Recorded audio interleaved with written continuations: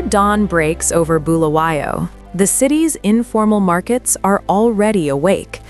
Women rise as early as 4 in the morning, balancing care work at home with the need to earn a living. Usuku lwami ngivuka ngabo 4 ekseni ngilungisela abantwana besikolo.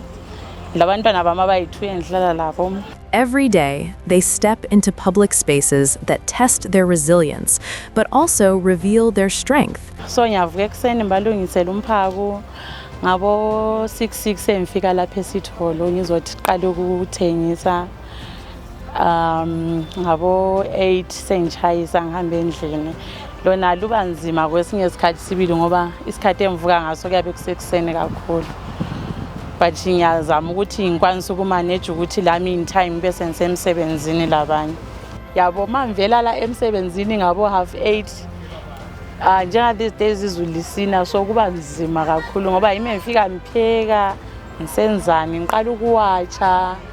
Abantu abamvele bancane grade 5 lo grade 3 so kuba nzima khona lapho into zangikhona.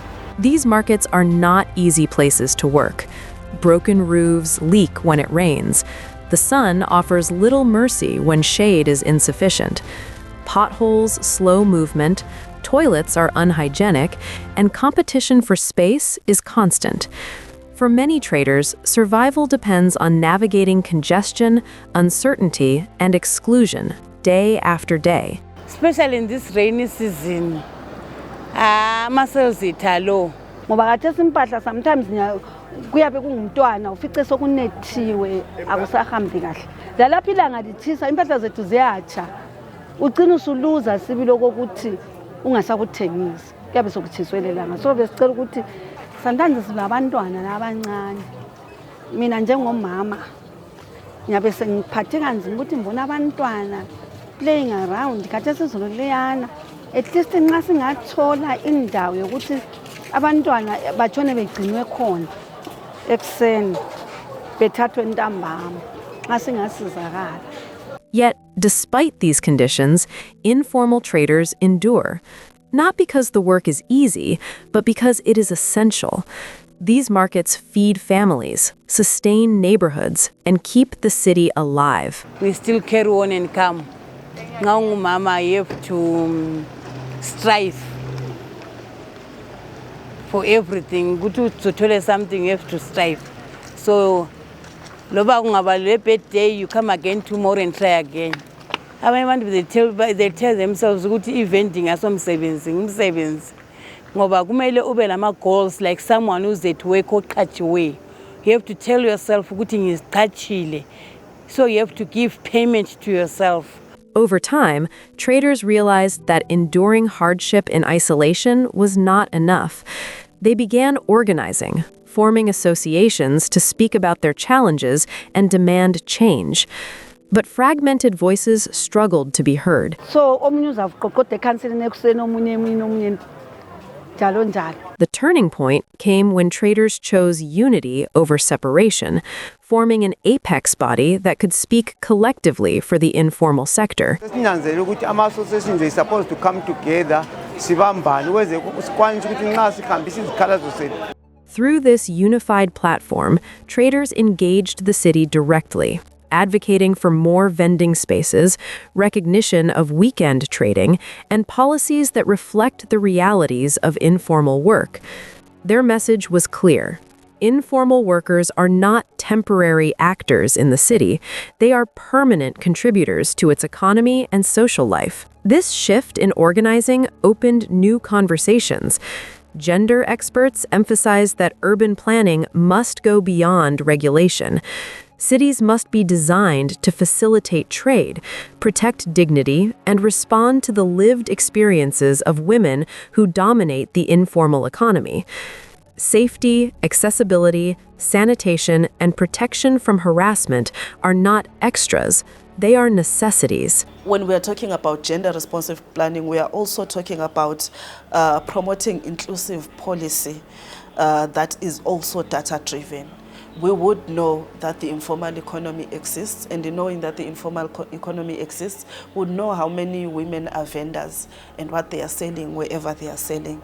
And when we know that kind of information, it means that in whatever planning that we are doing, be it for development purposes or just for legal frameworks, it means that we would keep in mind that men and women are affected differently in the different workspaces that they are in the informal economy. In Bulawayo, these ideas found traction.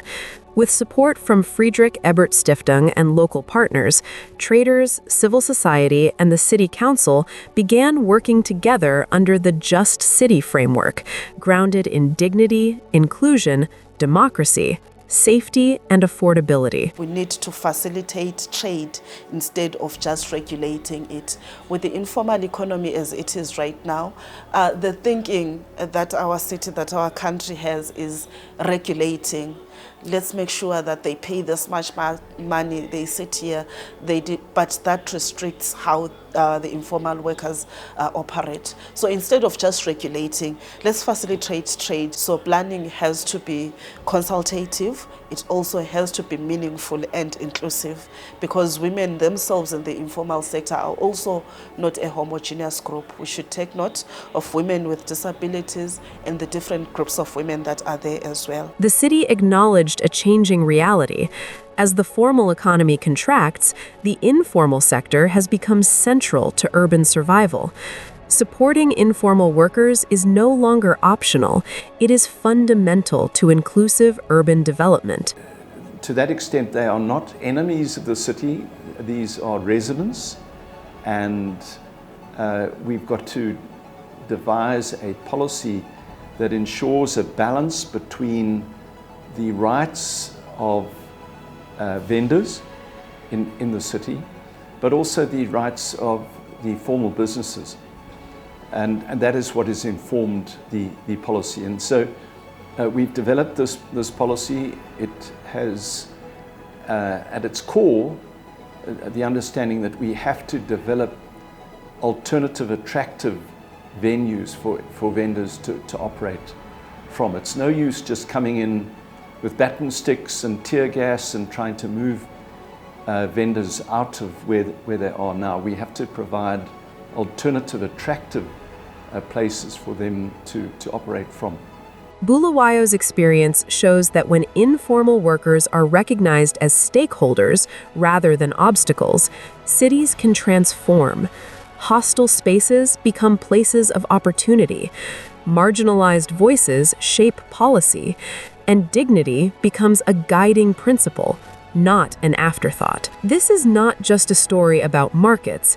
It is a story about reclaiming urban space, about collective power, and about building cities that work for everyone.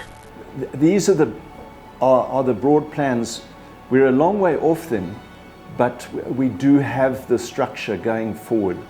Now we need to get the resources, and also, of course, we need to develop a broad consensus with the informal sector to ensure that they embrace what we're trying to do, so that we can go forward together.